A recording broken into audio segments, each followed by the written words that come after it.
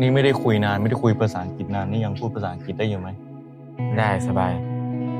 งั้นเดี๋ยวจะลองถามเป็นภาษาอังกฤษสัก2-3 ข้อนะได้ไหมได้สบาย What is your favorite memory with your mom My favorite memory with my mom is when she buy KFC for me because I like KFC a lot. Oh do you like KFC Yes. What is one thing about your mom that always makes you smile When I had a bad day, she about tell me everything gonna be okay.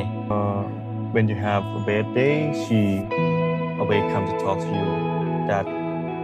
everything gonna be okay right and then what did she does with you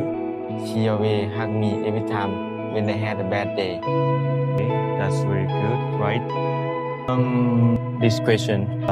looking back is there a mistake you with you could change I remember that I lied sing my voice to her and then I walk away